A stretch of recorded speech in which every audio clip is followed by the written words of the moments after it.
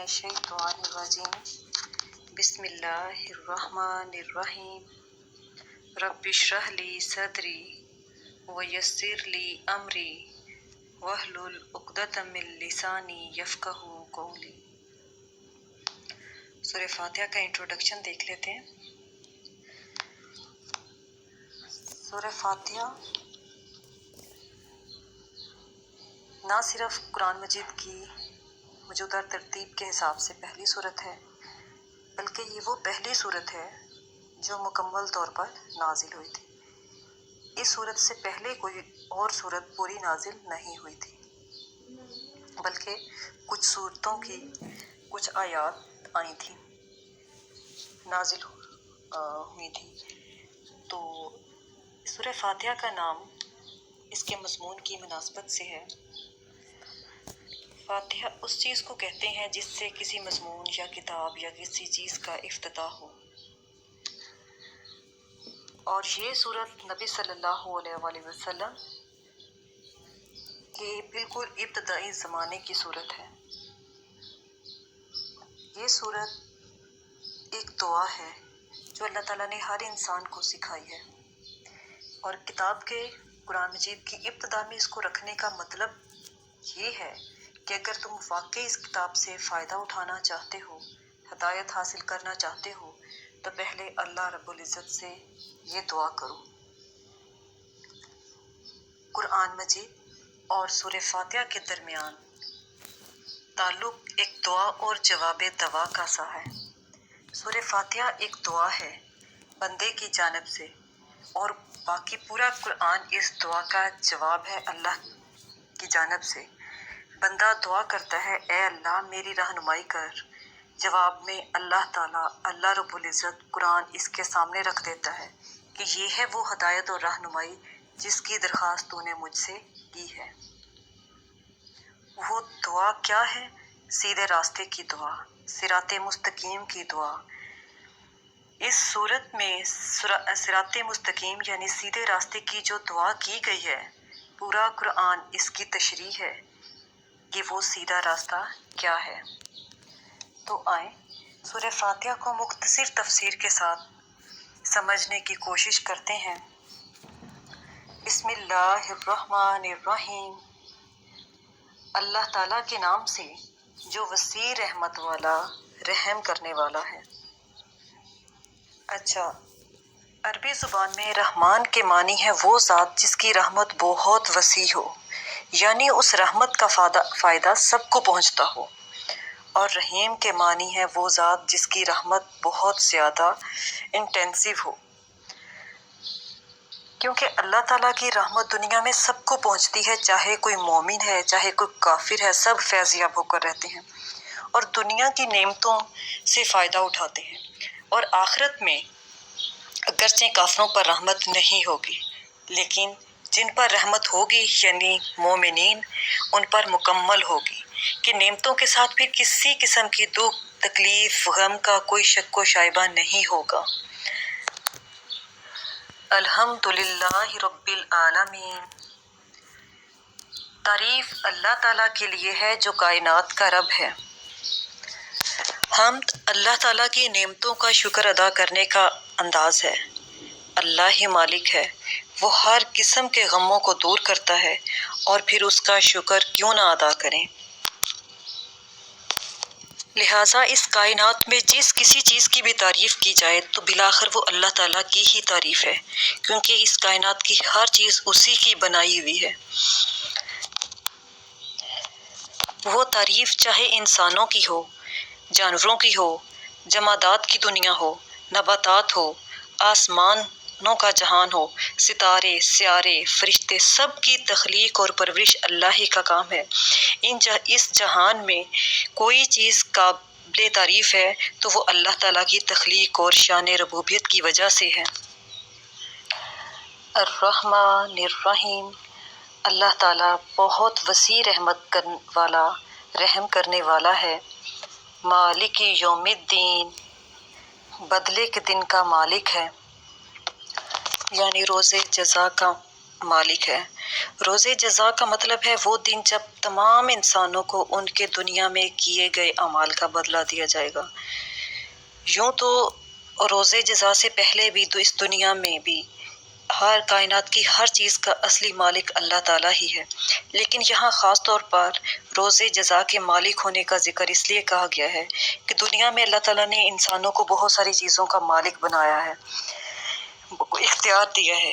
ये मलकियत, ये इख्तियार अगरचे आर्जी है, ज़ाहरी है, लेकिन क़यामत के दिन जब रोज़ जज़ा और सज़ा का मरहला आएगा, इंसान को उनके अमाल के मुताबिक सज़ा या जज़ा दी जाएगी, तो उस वक्त वो आर्जी मलकियत, ज़ाहरी मलकियत भी अल्लाह ताला के सिवा किसी और की नहीं होगी।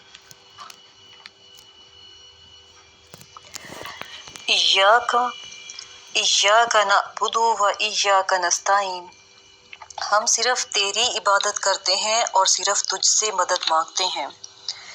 अब नअबुदु क्या है? अब से है। अब बंदगी को कहते हैं, गुलामी, पूजा, परस्तश। यहाँ कोई और शामिल ना हो, तो यहाँ पे इंसान इकरार कर रहा है, हमने आपके सिवा किसी और को ये हक नहीं दे रखा कि आप तेरे सिवा किसी और की इबादत करें, हम सिर्फ तेरी ही इबादत करते हैं। तो ये इतराफ़ हर बार नमाज में हम ये इतराफ़ करते हैं, हर बार अल्लाह के साथ अबूदियत के इस वादे को पुख्ता करते हैं।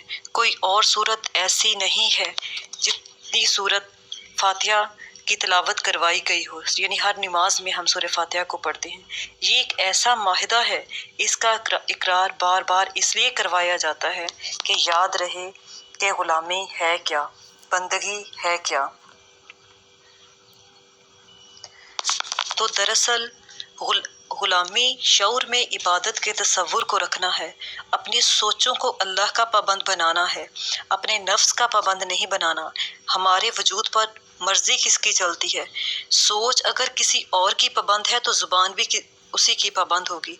ये एक नेचुरल सी बात है। और जिस्म के एक एक अज़ा को अल्लाह की मर्ज़ी के मुताबिक चलाना बंदगी है, ग़ुलामी है। जबकि हमारा वजूद तो किसी और का ग़ुलाम हो चुका है। तो हम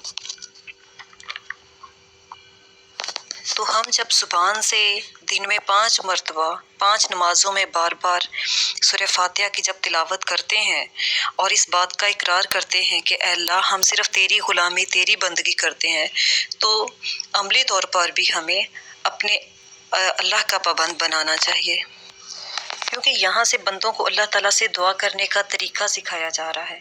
और इसी के साथ ये वाज़े कर दिया गया है कि अल्लाह के सिवा कोई किसी किस्म की इबादत के लायक नहीं। नीज़ हर काम में हकीकी मदद अल्लाह ताला से ही मांगनी चाहिए, क्योंकि सही मानों में कारसाज अल्लाह के सिवा कोई और नहीं है। दुनिया के बहुत से कामों में बाज़ औक़ात किसी इंसान से जो मदद मांगी जाती है, वो उसे कारसाज समझ कर नहीं बल्कि एक ज़ाहरी सबब समझ कर मांगी जाती है। तो सवाल पैदा होता है कि अल्लाह की ग़ुलामी क्यों करें? क्योंकि अगर अल्लाह की ग़ुलामी ना की तो फिर अज़ाब के हकदार होंगे। इसलिए अल्लाह की ग़ुलामी करनी है कि अल्लाह हमसे राज़ी हो जाए, और इंसानों में इससे तवाज़ो पैदा होती है और इंसान यूँ इंसानों के हकूक़ अदा करने वाला बन जाता है। जो इंसान अल्लाह की ग़ुलामी नहीं करता, अल्लाह की बंदगी नहीं करता, उस इंसान में फ़ख्र का एहसास पैदा होता है। ऐसा इंसान हर चीज़ पर अपना हक समझता है, अपनी ख्वाहिशात की तकमील करता है, और जो माल भी अगर खर्च करता है तो वो रियाकारी के लिए खर्च करता है।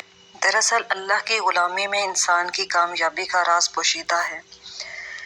तो फिर ये कैसे मुमकिन है कि इंसान अपने जैसे इंसानों की ग़ुलामी से निजात पा जाए? जब तक इंसान इंसानों की ग़ुलामी से निजात नहीं पा सकता, इन बेड़ियों में फंस कर इंसान कभी भी अल्लाह की ग़ुलामी नहीं कर सकता। इसीलिए कहा गया, हम सिर्फ तेरी इबादत करते हैं और सिर्फ तुझसे मदद मांगते हैं। अब मदद, अल्लाह की मदद प्रैक्टिकली इंसान की तरफ से की जाने वाली कोशिश है। अल्लाह के सिवा किसी और इंसान के पास इतना इख्तियार नहीं है जो हमारी मदद कर सके। अल्लाह की अता बेइंतहा है। अल्लाह के ख़ज़ानों में कमी आने वाली नहीं है। अल्लाह की मदद असबाब के पर्दे में नज़र आती है। कोई दरवाज़ा ऐसा नहीं जहाँ से अल्लाह के सिवा मदद मिले। हर चीज़ पर कुदरत अल्लाह रखता है, गैर अल्लाह कुदरत नहीं रखते। इंसान मदद उसी से मांगता है जिस पर उससे ट्रस्ट हो। इसीलिए अल्लाह के रसूल हज़रत मोहम्मद सल्लल्लाहु अलैहि वसल्लम अल्लाह के सिवा किसी पर भरोसा नहीं करते थे। आप सल्लल्लाहु अलैहि वसल्लम की हर दुआ ये जाहिर करती है कि आपने हमेशा जब भी मांगा, जो मांगा अल्लाह से मांगा। इसलिए अगली आयत में देखें, इहदिनस सिरातल मुस्तकीम, हमें सीधे रास्ते पर चला। तो सीधे रास्ते से मुराद कौन सा रास्ता है? सीधे रास्ते से मुराद वो रास्ता है जिस पर चलकर अल्लाह की रज़ा हासिल कर सकें, अल्लाह की बंदगी कर सकें, अल्लाह की ग़ुलामी कर सकें, अपने रब को राज़ी कर सकें। सिरातल्लज़ीना अनअमता अलैहिम गैरिल मग़दूबि अलैहिम वलद्दाल्लीन, किन लोगों के रास्ते पर चला जिन पर तूने अपना इनाम फरमाया, जिन पर तेरा गज़ब नहीं हुआ और जो गुमराह नहीं हुए। ये वो रास्ता है जिस पर चलकर जो ग्रुप भी, जो शख्स भी उस रास्ते पर चला, वो अल्लाह के इनामात का हकदार हुआ और अल्लाह ताला की नेमतों से माला माल हुआ। यानी इनाम पाने वालों से हमारी मुराद वो लोग नहीं हैं जो बज़ाहिर आर्जी तौर पर तेरी दुनियावी नेमतों से सरफराज होते हैं, मगर वो तेरे गज़ब के मुस्तहिक हुआ करते हैं।